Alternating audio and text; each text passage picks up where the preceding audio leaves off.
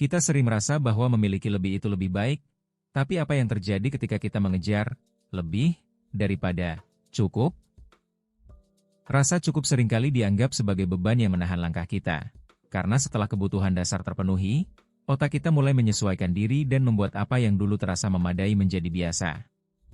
Kita mulai merasa gelisah karena takut kehilangan rasa cukup, dan ini memicu kecemasan yang diam-diam menyusup ke dalam keputusan harian kita. Kita perlu menyadari bahwa norma kerendahan hati seringkali membuat kita menutupi rasa puas, sehingga rasa cukup menjadi tabu. Mari kita jelajahi lebih dalam tentang apa yang terjadi pada otak kita ketika kita mengejar lebih dibandingkan cukup, dan bagaimana kita bisa menemukan keseimbangan yang lebih baik. Ketika kita mengejar lebih dibandingkan cukup, otak kita mengalami perubahan yang menarik. Kita cenderung lebih fokus pada kehilangan daripada keuntungan kecil, dan ini mempengaruhi cara kita membuat keputusan. Dalam budaya kita, kerendahan hati sering dihargai, namun hal ini juga bisa membuat kita enggan untuk mengakui kepuasan, sehingga rasa tidak cukup semakin kuat.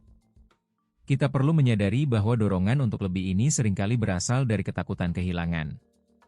Dengan memahami hal ini, kita dapat mulai menyeimbangkan antara rasa cukup dan dorongan untuk lebih. Mari kita jelajahi cara-cara praktis untuk mencapai keseimbangan ini dan menemukan kunci untuk menghubungkan motivasi kita dengan tindakan nyata.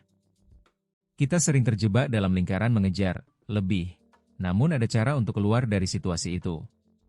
Dengan memecah tujuan menjadi langkah-langkah kecil, kita dapat merasakan kepuasan berulang tanpa stres berlebih.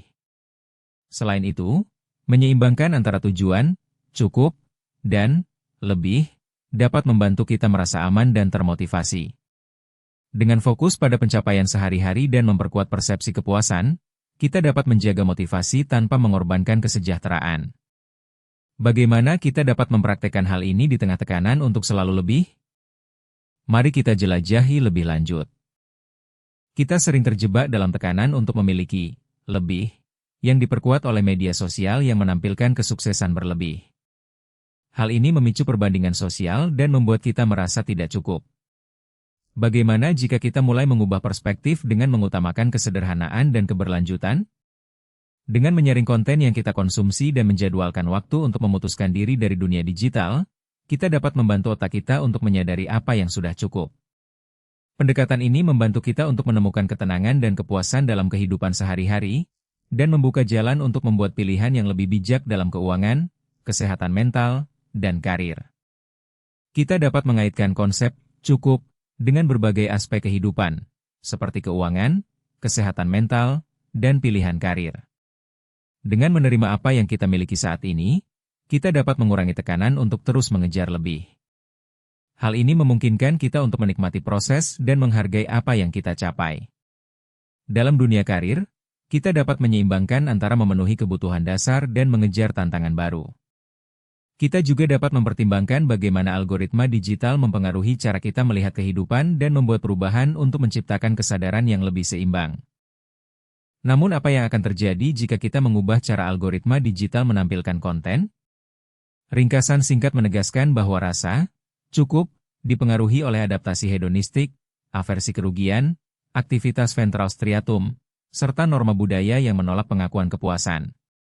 Dengan mengadopsi pendekatan progresif dan dual goal, kita dapat memanfaatkan pola neural reward tanpa menimbulkan beban psikologis. Selain itu, mengkurasi media sosial dan menerapkan self-compassion memperkuat fondasi rasa cukup dalam kehidupan sehari-hari. Jika Anda siap menjadikan cukup sebagai pijakan kuat, tuliskan satu hal yang sudah cukup bagi Anda dan satu langkah kecil, lebih, yang akan diambil minggu depan. Tekan tombol suka, bagikan video ini, dan nantikan episode berikutnya yang mengungkap cara mengengineer algoritma agar mempromosikan konten cukup tanpa mengorbankan engagement. Sampai jumpa, dan semoga perjalanan Anda penuh kedamaian serta pertumbuhan berkelanjutan.